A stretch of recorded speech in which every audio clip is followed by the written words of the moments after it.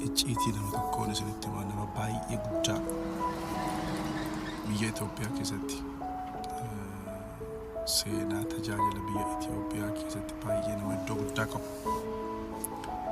Iccitti guddaa hamma har'aatti namni isinitti hima hin beekne tokkoni waa isaa har'a isinitti hima. Yeroo baay'een dhokseef hin dubbadhu jedhee hin saaxilu jedhee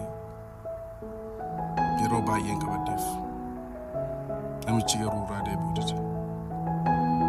Baay'ee nama hundi keessan beektan, nama hundi keessan kabajjan, nama hundi keessan jaallattan, nama hundi keessan harka reebdaniif nama guddaa biyya Itoophiyaa Iccitti guddaa tokkotu nu bira jira. Waggaa 10 ol baadhe Iccitti kana har'a himuu kooti.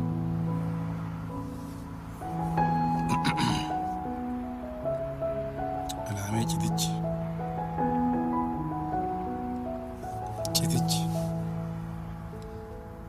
waa'ee namaa dhiisii waa'ee kee yaadi. Jireenya namaa borcuu dhiisii jireenya kee sirreeffadhu. Kosii balbala kee haradhu. Kosii garaa kee keessaa qulleeffadhu. Namni tokko kufes ka'es jabaates laafes kan kenniti kan gooftaa isaati. Yoo dandeesse kadhadhuuf. Maal si ishee waa'ee dhabu. Gurri akkas hin dhaabbatemne. Mind your business. Jireenya mataa kee jiraadhu.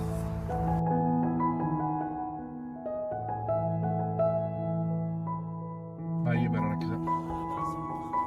Yoo dhugaa dubbattee namoota biratti jibbamutu.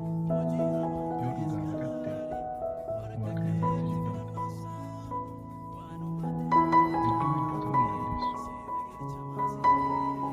Karaa sadaffaan jiru.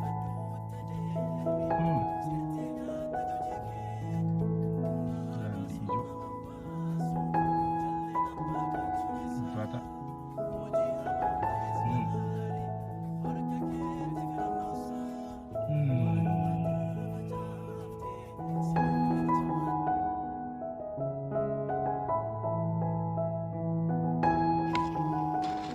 Galateeffadhu. Walaloo gabaabduu dhaggeeffadha. Maaltu si jiitessee, muksee jinineessee, kineessee siin xaba. Baa wanta ati qabdu saba addunyaa keessaa nama yartuu qabu. Maaf gatii kee buuftaa akka qodaa jaba. Afaan kee jalatamaaf himuu dadhaba. Dhuguma rakkattee rakkoon keessa maatee caaleetii kan namaa. Warra bakkeetu akka jabbaad baarii akka jinni awwaayee abaarsatti gamaa. Barihee siif dhiyee hoosiree yaabbattu. Bultee oolaa jirta galateeffattu. Dhiyeesii waalee barraaqee barihee yoo warra baar jettu. Bultee ooluu jettu. Hin galateeffattu. Nagaadhaan rafanii nagaadhaan dammaqu. Miilaan adeemanii lafa bobbaa dhaqu. Kuwaan guddaa ta'uu yaaddee beektaa laata? Barnama meeqatu garaan isaa muratee garaan bobbaa gatee garaan midhaan nyaata.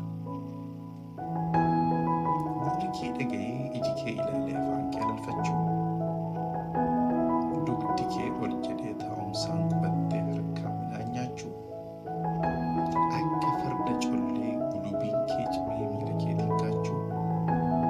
Yaaddee beektaa laata kun dinqii akka ta'e. Kan hundumaa argachuuf korojoo kee keessaa qarshii utuu gatiin baasii tolamaan fudhatteef hin tuffattee laata?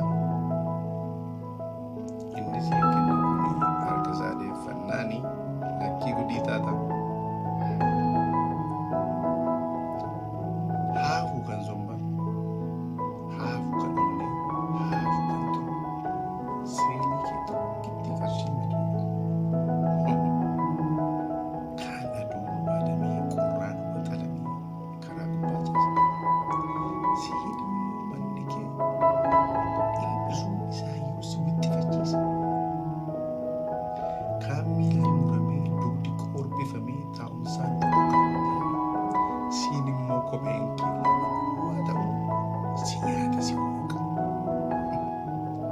Mi'oonfaa kofaltaa, mi'oonfaa gammaddaa. Jireenya dhuunfaa deeggaruu dhaabbatamuu ishee silaa quba qabdaa.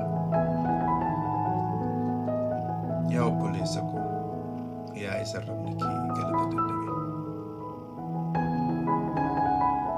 Lakkiin gaabbetaa inni dargaa qabdu yoo isa harkaa jajjabe. Waan xinnoo si harkaa jajii